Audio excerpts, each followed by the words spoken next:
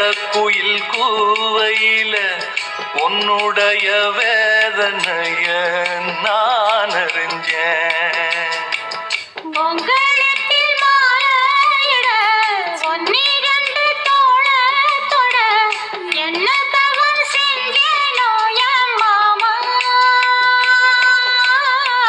வண்ணக்கிளி கையத்தொட சின்ன சின்ன கோலமிட உள்ள மட்டும் வழியே நானே